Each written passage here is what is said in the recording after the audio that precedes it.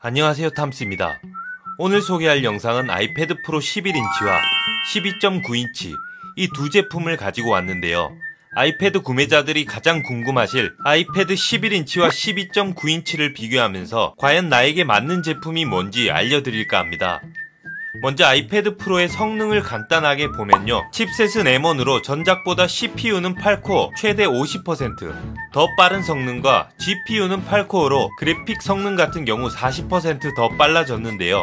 이것을 100% 쓸 수 있는 사람을 생각해보면 이모티콘 작가나 캘리그라피, 디자이너, 영상 편집자, 아이패드로 비즈니스나 고사양 게임을 하는 사람처럼 소수의 프로들만 빼고 솔직히 아이패드의 M1 칩셋의 성능을 온전히 느끼기는 힘들 거라고 생각이 듭니다. 그래서 이렇게 극소수의 사람을 제외하고 대부분의 사람들은 아이패드 프로는 오버스펙이라고 조심스럽게 말씀드릴 수가 있는데요. 카메라 같은 경우 후면 2개의 카메라 중 와이드 카메라는 12메가픽셀의 f1.8의 조리개, 울트라 와이드 카메라는 10메가픽셀의 f2.4의 조리개와 라이더 센서가 있고 전면 카메라는 12메가픽셀과 122도 시야각인 울트라 와이드 카메라가 탑재되면서 센터 스테이지 기능 등으로 화상회의에 아주 좋은 기능이라고 보셔도 될 것 같습니다. 그럼 바로 11인치와 12.9인치를 비교해 보겠습니다. 첫 번째 차이점은 디스플레이입니다. 디스플레이를 보면 화면의 크기가 각각 11인치는 2388에 1668, 12.9인치는 2732에 2048, 해상도는 12.9인치가 좀 더 높습니다. 다만 전작과 동일하고요. 픽셀의 밀접도를 뜻하는 PPI, 픽셀 퍼 인치는 264로 동일하고 넷플릭스 시청 목록을 보면 11인치 같은 경우 12개 정도로 보여주고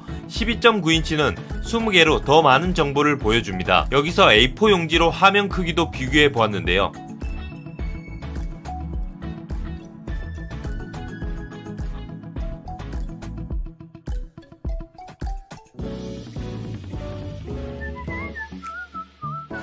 이 정도의 차이가 있습니다.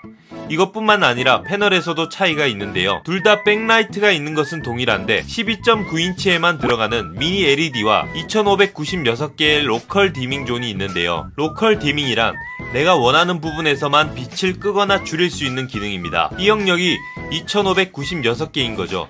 또한 HDR을 지원하여 최대 1600니트로 블랙 컬러가 더욱더 리얼하고 생생하게 표현이 되는 걸 볼 수가 있고요. 두 제품을 암전 상태에서 보았을 때 차이는 이렇습니다. 블랙 컬러와 밝기 차이가 있는 것을 볼 수가 있는데 촬영한 것보다 육안으로 보면 더 큰 차이가 있었습니다. 화면 비율 같은 경우 12.9인치는 4:3 비율이고 11인치는 4.3 대 3의 비율입니다. 11인치가 세로가 살짝 더 길쭉한 편인데요. 육안으로 봐도 11인치가 더 날씬한 모습입니다. 이 화면 비율로 영상을 시청하면 렛터박스 부분이 12.9인치보다는 11인치 같은 경우에는 표현이 덜 되는 것을 볼 수 있습니다. 저의 개인적인 생각으로 몰입하는 데 있어서는 12.9인치보다 11인치가 조금 더 좋은 것 같고 생산적인 작업을 하거나 웹소설 또는 인터넷 웹서핑, 문서를 볼 때는 12.9인치가 조금 더 좋다고 얘기할 수 있겠네요. 두 번째 차이점은 사운드인데요.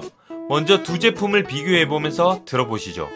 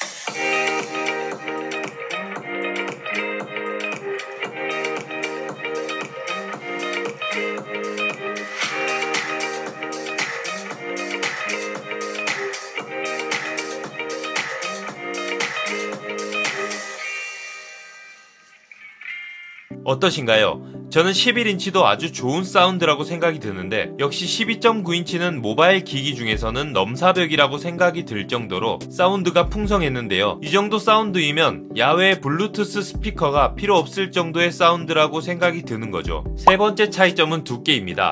두께는 확실히 11인치가 12.9인치보다 얇습니다. 11인치가 5.9mm, 12.9인치가 6.4mm로 0.5mm의 차이가 있습니다. 두 제품을 바닥에 놓고 비교해봤는데요. 확실히 두께 차이가 있습니다. 전작의 경우에는 12.9인치도 5.9mm였는데요. 근데 이게 왜 두꺼워졌냐 하면 바로 12.9인치에 들어가는 리퀴드 레티나 XDR 때문인데요. 미니 LED 같은 경우 백라이트가 없는 게 아니기 때문인데 OLED 같은 경우에는 백라이트가 없어서 오히려 더 슬림해질 수도 있었겠지만 아무래도 백라이트 기술은 초창기 1세대 기술이다 보니까 발열 문제를 의식해서 12.9인치는 기술적으로 0.5mm를 더 늘려서 6.4mm로 출시된 게 아닌가 조심스럽게 예상을 해봅니다. 네 번째 차이점은 무게입니다. 당연하게도 11인치보다 12.9인치가 많이 무겁습니다. 모델의 크기 차이 때문인데요. 두께와 마찬가지로 무게 역시 12.9인치만 증가했습니다. 두 제품은 와이파이 기준 무게를 보았을 때 12.9인치는 682g, 11인치는 466g으로 약 216g의 차이가 있습니다. 전작 4세대와 비교했을 때 12.9인치는 641g으로 이번 5세대에서 약 41g이 더 늘어났고 11인치 같은 경우에는 두께 무게 차이는 없습니다. 만약 내가 휴대성을 중요하게 생각한다면 11인치로 구입을 고려해보시는 게 좋을 것 같다고 말할 수 있겠습니다. 그리고 다섯 번째는 가장 중요한 가격입니다. 두 제품의 가격 차이는 결국 큰 화면과 12.9인치에서 미니 LED가 탑재되었기 때문에 가격의 상승 요인이라고 생각하는데요. 와이파이 모델 기준으로 기본 용량 128GB를 봤을 때 11인치는 999,900원부터 시작하고요. 12.9인치는 1,379,000원부터 시작합니다. 확실히 두 제품을 보았을 때 성능 향상과 프로 라인업이다 보니 너무나도 비싼 가격입니다. 하지만 이런저런 카드 할인이나 타이밍을 잘 맞추면 조금 더 저렴하게 구매를 할 수가 있겠죠. 마지막 결론을 살펴보면 프로 라인이다 보니 두 제품 모두 고급스러운 디자인과 뛰어난 성능인 M1 칩셋을 탑재하면서 성능 부분에서는 두말할 필요가 없는 것 같고요. 11인치 같은 경우 가벼운 무게로 부담 없이 들고 다닐 수 있고 파우치에 담아 휴대하면서 영상 시청 시에 꺼내서 보면 좋을 것 같습니다. 12.9인치는 화면이 커서 더 많은 정보를 보여주지만 다소 무거운 편으로 휴대성과는 거리가 먼 것 같고요. 가방이 필수일 정도로 휴대성은 제로입니다. 영상 시청 시에 지정된 장소에서 보기에는 좋은 것 같다고 얘기해드릴 수가 있겠네요. 예를 들자면 이동이 잘 없고 고정할 수 있는 장소 말이죠. 다만 이 두 제품의 문제는 역시나 가격인 부분인 건데 애플에서 나온 패드 종류 중 프로다 보니 너무나 비싼 가격으로 학생들한테는 추천드리기가 힘들고요. 학생들이나 금전적인 여유가 없으신 분들은 아이패드 종류 중에 에어 모델을 강력하게 추천을 드립니다. 화면은 프로인 11인치와 비슷하며 성능도 M1 칩셋과 애플 펜슬 2세대도 동일하게 사용 가능합니다. 가격적인 부분도 약 20만원 정도 차이가 있어서 더욱 경제적이라고 말씀드릴 수 있겠네요. 하지만 내가 프로를 꼭 가야겠다라고 생각이 들면 오늘 영상 참고하셔서 구매하시는데 도움이 되면 좋겠습니다. 이상 탐스였고요. 아이패드 프로 11인치와 12.9인치의 차이점을 비교해봤습니다. 영상의 내용이 유익하셨다면 구독과 좋아요 눌러주시면 감사하겠습니다. 좋은 하루 되세요.